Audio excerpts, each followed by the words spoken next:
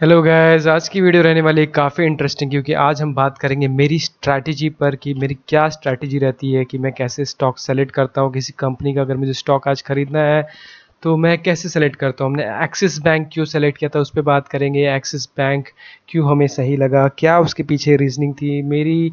अगर मुझे इंट्राडे में ट्रेड करना होता है तो मैं क्या रीजंस देखता हूँ, क्या स्टेप्स फॉलो करता हूँ। तो उसी पे ये वीडियो रहने वाली है, काफ़ी कुछ सीखने को मिलेगा। वीडियो एंड तक ज़रूर देखिएगा। चलिए स्टार्ट करते हैं। ट्रेडिंग में सबसे ज़्यादा ज़रूरी ये है समझना कि मार्केट का ट्रेंड क्या कह रहा है। मतलब मार्केट बुलिश है या बेरिश है। देखो, मैं आपको सिंपल सा एक स्ट्रैटेजी बताऊंगा कि अगर आपको डे ट्रेडिंग या ट्रेडिंग में कोई भी स्टॉक या कंपनी का कोई भी स्टॉक सेलेक्ट करना है तो उसके पीछे क्या तरीका रहता है।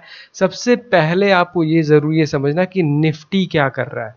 देखो, निफ्टी के दो तरीके होते हैं, आप गूगल करके भी देख सकते हो या निफ्टी का चार्ट भी देख सकते हो। मान लो आप निफ्टी का चार्ट ओपन करते हो, यहाँ पर हम खोलते हैं निफ्टी का चार्ट। तो निफ्टी का चार्ट अगर आप खोलोगे और यहाँ पर क्या है ना कि आपको थोड़ा सा लंबे टाइम फ्रेम का देखना, मतलब पिछले एक दो हफ्ते का ट्रेंड देखना है। तो उसमें आपको दिख जाएगा कि निफ्टी लगातार जो है नए हाई बना रहा है। मतलब क्या है नए हाई का मतलब क्या होता है कि पिछला जो दिन था उसके बाद जो अगले दिन की मार्केट खुली वो उसके ऊपर खुली, अगले दिन की मार्केट उसके ऊपर, अगले दिन की मार्केट ऊपर। जैसे यहाँ पे आप देख सकते हो 7 तारीख है, फिर 9 तारीख है, फिर 15 तारीख है, फिर 17 तारीख है। इस तरीके से आप देख सकते हो। तो इसमें आपको समझ में आ जाएगा कि ओवरऑल जो निफ्टी का जो चार्ट है वो बुलिश होना चाहिए। मतलब आप गूगल पे भी देख सकते हो, गूगल पे भी आपको दिख जाएगा कि निफ्टी आज पॉजिटिव है या निगेटिव है। पहले 15-30 मिनट में आपको ये देखना है कि निफ्टी का ट्रेंड क्या है।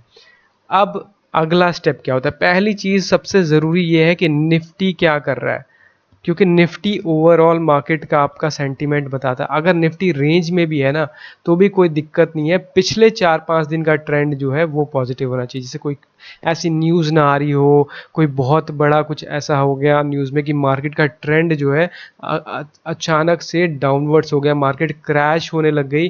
तो क्रैश होते हुए मार्केट में आपने स्टॉक्स नहीं खरीदना है। मार्केट का ट्रेंड थोड़ा सा पॉजिटिव होना चाहिए। ये आपको समझने वाली बात है, ये बेसिक आपको पता होना चाहिए कि मार्केट का ओवरऑल ट्रेंड क्या है। और वो जानने का सबसे सिंपल तरीका है कि लगातार नए लो बना रहा है मार्केट या फिर लगातार नए हाई बना रहा है। अगर लगातार मार्केट नए हाई बना रहा है पिछले 4-5 दिनों में तो मार्केट का ट्रेंड पॉजिटिव है। तो इस सिचुएशन में अब हमें स्टॉक्स क्या कैसे सेलेक्ट करते हैं, किसी कंपनी कैसे हम डिसाइड करते हैं कि इस कंपनी का लेना है। आज हमें बैंक खरीदना है, आज हमें यू नो आईटीसी खरीदना है, टाटा मोटर्स खरीदना है, कैसे ये हम सेलेक्ट करते हैं। तो सबसे पहले आपने क्या करना है, आपने जाना है गूगल पे और वहाँ पर डालना है investing.com। देखो, ये एक दिन पहले भी कर सकते हो और सुबह 9:15 पे भी 9:30 बजे भी कर सकते हो जब आपको मार्केट का ओवरऑल ट्रेंड बताओ। अब यहाँ पर आपको दिख रहा होगा मार्केट का ऑप्शन, ठीक है। तो इस मार्केट के जो ये मार्केट का ऑप्शन है इस पे जाकर आपको यहाँ नीचे शेयर्स दिख रहे हैं, इस शेयर्स पे जाना है और यहाँ पर आपको दिखेगा ट्रेंडिंग स्टॉक्स। इस ट्रेंडिंग स्टॉक्स पे आपको क्लिक कर देना है। जैसे ही आप ट्रेंडिंग स्टॉक्स पे क्लिक करोगे तो आपके सामने ऐसी कोई स्क्रीन खुल जाएगी। यहाँ से क्या होगा, आपके सामने एक लिस्ट आ जाएगी जिसमें आपको 10-15 नाम दिख जाएंगे। इसमें आपने करना क्या है, जो पॉजिटिव में है, अभी तो ये दिख रहा है ना कि सारे पॉजिटिव में, सुबह आपको एक या दो दिख रहा होगा। जैसे कि मान लो इसमें दिख रहा है आपको इंडसइंड बैंक, बजाज फिनेंस, ठीक है। तो सुबह आपको एक नाम दिखे जैसे आईसीआईसी बैंक हो गया। तो सुबह हमने देखा कि हमें एक्सिस बैंक दिख रहा था सुबह सुबह। तो एक्सिस बैंक पे आज बात करेंगे। हर वीडियो में मैं अलग अलग बताता रहता हूँ। तो हमने अभी आईसीआईसी बैंक पे बात करी है तो वो भी आप जाकर देख सकते हो। आज मैं आपको एक्सिस बैंक के एग्जाम्पल से समझाऊंगा। अब यहाँ से आता है नेक्स्ट स्टेप, रियल गेम यहाँ से शुरू होती है। आपने सेलेक्ट कर लिया, 4-5 भी आप सेलेक्ट कर सकते हो, उनका आपको करना क्या होता है वो मैं आपको बताता हूँ। इसके बाद अब आपको अपने जो टर्मिनल है उसके स्क्रीन पे आना है और वहाँ पर आप डालना है एक्सिस बैंक। बेसिकली आपको एक्सिस बैंक का चार्ट ओपन कर लेना है। एक्सिस बैंक का चार्ट ओपन करने के बाद आपको उसको पीछे देखना है कि सपोर्ट और रेजिस्टेंस कहाँ पर है। यहाँ पर आपको क्लियरली दिखेगा कि 1120 के आसपास इसका एक बहुत मेजर सपोर्ट है। यहाँ पूरे पिछले साल आप देखो तो 1125 के आसपास ही मार्केट आई, वहाँ से ऊपर गई, फिर नीचे आई, फिर ऊपर गई। मतलब उस ये 1125 इतना इम्पॉर्टेंट है कि इस लेवल को आसानी से ब्रेक नहीं किया, लेकिन जब ब्रेक किया तो कितना नीचे गया, 950 तक। एंड अब आप देख सकते हो एक बार और उसी 1125 के पास गया और वहाँ से नीचे गिर गया, 1000 तक आ गया। इतनी बात क्लियर हो गई। तो हमें ये पता चल गया कि 1125 कितना इंपॉर्टेंट लेवल है। अब हम आगे बढ़ते हैं। अब हमें क्या पता चलता है सुबह 9 सवा 9 बजे कि इसी 1125 के आसपास मार्केट खुल रही है। अब ये देखने के लिए हमें इंट्राडे खोलना पड़ेगा इसका चार्ट। तो हम खोलते हैं इंट्राडे चार्ट इसका। तो इंट्राडे में इसके पहले पीछे आपको दिखा देता हूँ कि 1125 का जो लेवल था वो कहाँ पर है। तो ये वो लाइन है, ये वो लेवल है। ठीक है, अब आपको समझ में आ गया 1124 1125।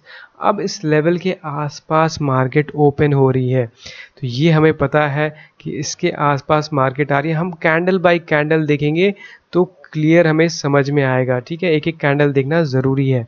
तो अब आप देख सकते हो पहली कैंडल खुलते ही इसमें एक प्रॉफिट बुकिंग आ गई। बहुत अच्छी बात है। उससे क्या होगा कि हमें ऊपर का लेवल पता चल गया। अब हमें पता है कि यही वो रेजिस्टेंस है। इसके ऊपर हमें वेट करना है कि इसके ऊपर ये जो रेजिस्टेंस है ना, इसके ब्रेकआउट का हमें वेट करना है, क्योंकि निफ्टी जो है वो ट्रेंडिंग कर रही है। तो निफ्टी ट्रेंड कर रही है, तो इस रेजिस्टेंस के ऊपर बैक टू बैक कैंडल्स बनने चाहिए, बुलिश कैंडल्स। ये दिखना चाहिए कि इस पे हम बाइंग की इंटरेस्ट है, तो फिर हम इसमें एंटर करेंगे। सो मैं एक एक कैंडल प्ले करूंगा। आपने यहाँ पर नज़र देखनी है और देखना है कि किस तरीके से प्राइस एक्शन रखना है। मेरी स्ट्रैटेजी क्या होती है वो भी बता दो। पहले 15 मिनट में कुछ नहीं करता। पहले 15 मिनट का हाई और लो बन जाना चाहिए। अगर निफ्टी बेयरिश है, निफ्टी लगातार नीचे गिर रही है, तो लो को ब्रेक करेगा तो मैं उसमें पुट खरीदूंगा।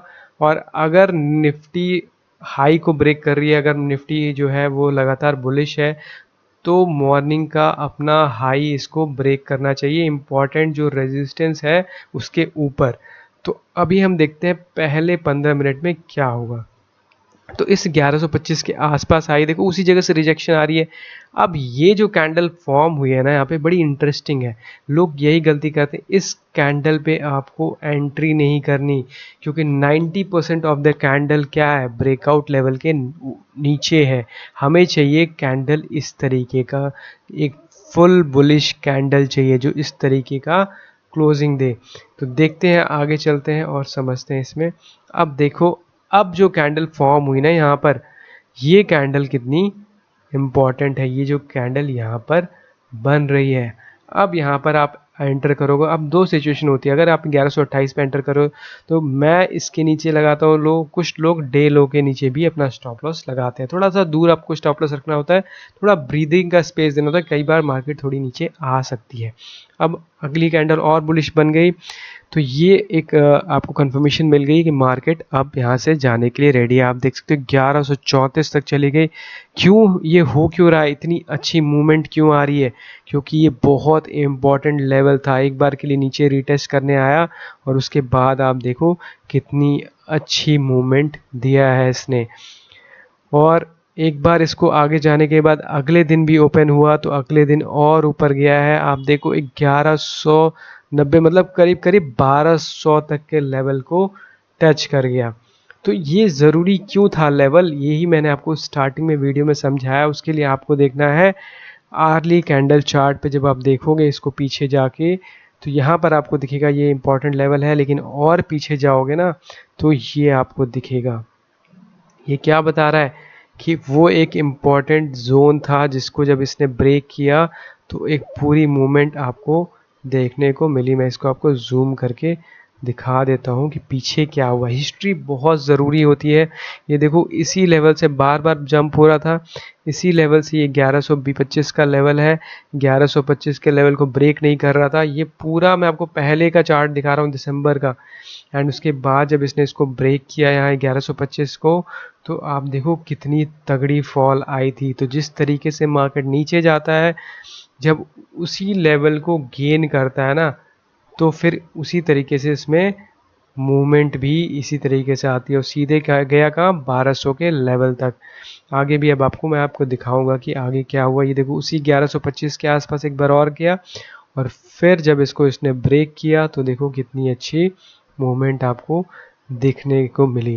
तो कहने का मतलब ये है कि ट्रेडिंग इसी तरीके से होती है, आपको वेट करना है पहले 15-30 मिनट और उसके बाद जब ब्रेक करे तो आपको उसमें फिर एंटर करना है और आप देखो कितनी अच्छी मूवमेंट इसमें आपको देखने को मिल रही है। सो ये तरीका होता है मेरा ट्रेडिंग का और मैं इस तरीके से अपना स्टॉक को सेलेक्ट करता हूँ। आप कमेंट सेक्शन में बता सकते हो आपको वीडियो कैसी लगी।